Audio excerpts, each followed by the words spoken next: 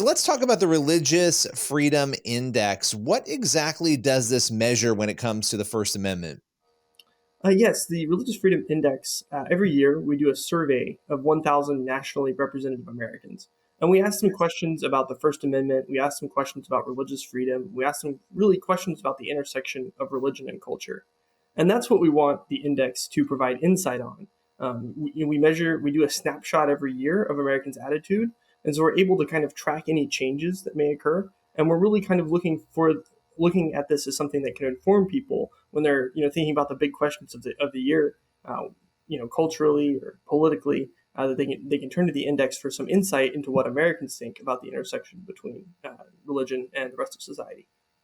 Well, and it's particularly important in light of obviously the First Amendment having a massive impact on Americans' lives. And a lot of our legal battles of late have centered in some way on the First Amendment. And in fact, a Supreme Court case heard on Monday about a graphic designer and her religious liberty also centers on the First Amendment. So it's incredibly important. Now, I want to talk about the positives and the negatives in terms of what was found in this most recent wave of the survey. Let's start with the most encouraging findings. What were some of the things that, when the results were in, it was sort of like, okay, this is good. The American public is understanding maybe the First Amendment.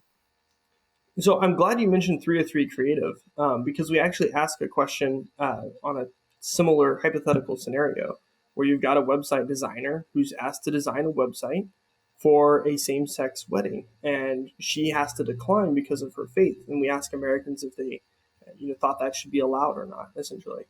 What we found is that about 70% of Americans supported the website designer. And so one of the things that I was really pleased with looking at this report is that we asked Americans some pretty tough questions, not just general questions like, do you support religious freedom, but specific ones about these specific instances. And a lot of the time, they actually came away with good support on pretty tough questions that are very controversial. So I was very pleased with that.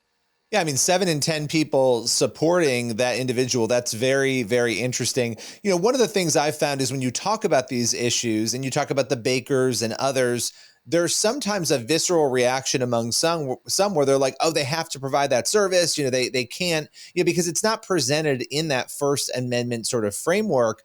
But when you start to ask different questions too, and you start to get into, well, what if an atheist were asked to do this thing or that thing? Or what if another person, maybe an LGBTQ printer, were asked to print anti-gay flyers? Or you start to get people paying attention.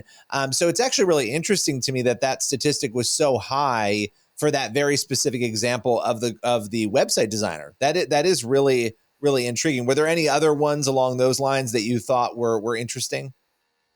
Yes. Well, the other things that we noted was there's a lot of support for Native Americans, and this is something that I think isn't actually discussed very often in our culture. But we ask a question about preserving Native American sacred sites, because Native Americans often worship in the outdoors. They don't necessarily go to like a church or a temple, and so a lot of these sacred sites that they've worshipped at for generations, from time immemorial, are now on federal land, and they're not necessarily always well protected there. So we ask Americans, their opinions on that, whether they thought these sites should be protected or not.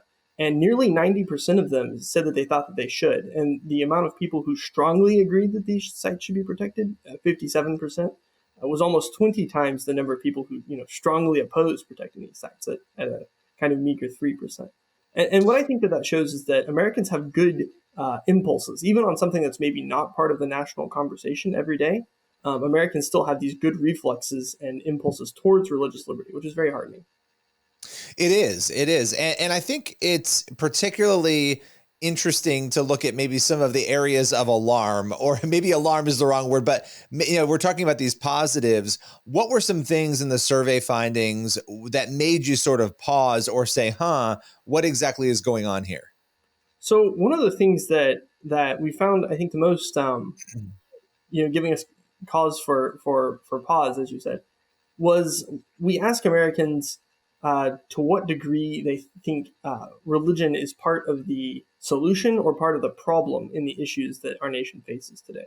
And this year, only 50%, so half of Americans, thought that religion was part of the solution to the issues our country is facing.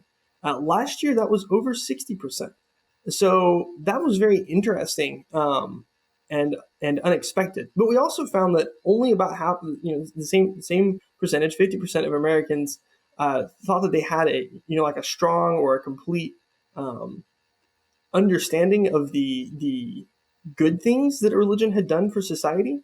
And so what I see there is a real opportunity for education, to kind of fill people in, bring them up to speed on the good things that religion does, not just for the individuals but also for society as a whole. I think there's a real opportunity there.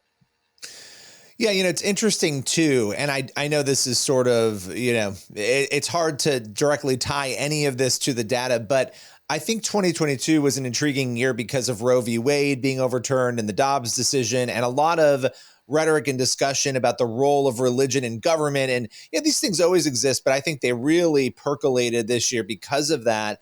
And so I'd be really intrigued to see what those numbers are next year, or if there is any tie, with that issue, because people were very literally, many people blaming, religion for that, right, for Dobbs. And so it's definitely an interesting element of all of this. I know there was also a stat that stuck out to me that 47% correctly identified freedom of religion as protected under the First Amendment. That seems kind of low to me. That's right. That's not what we consider a passing grade. Free speech was very popular. About 85% of Americans, correctly placed free speech in the First Amendment. But like you said, less than half of Americans could correctly place free exercise of religion there. And what I think is very interesting is that the numbers didn't improve dramatically with education. We found that only 51, so barely half of Americans with postgraduate degrees could correctly place that. And I mean, that's the most educated people in our society. So whatever's going on that's kind of causing that gap there, education doesn't really seem to be helping it very much. Well, yeah, and it is intriguing. I mean, you would assume that with more education that there would be more knowledge about this, but I do think the way that religion is often talked about in some of the circles where education takes place does make that particularly problematic. Although, I mean, it's such a central component of the history of this country, that the religious freedom component, that it's bizarre that more people wouldn't get that. It just sort of stops at free speech. So that seems to be another area that is very interesting to see, maybe where that goes in future iterations of the research. But what are you hoping that people take away from this data? What do you want the impact to be?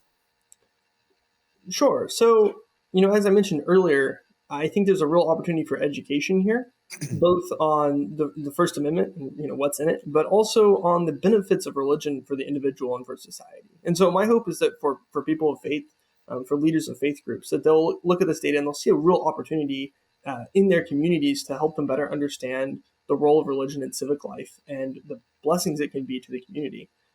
For other people who are maybe in the government or journalists, people who are interested in different causes, I would love for them to take the opportunity to drill down into this data, because some of the questions that we ask, I don't think you'll find anywhere else. And I think it's a good opportunity to have a nuanced understanding of what Americans believe about religion and the First Amendment. Well, I so appreciate you coming on to talk about this today, and we're looking forward to having you on next year once again to look at the new data that we get in 2023. Appreciate your time. Thank you.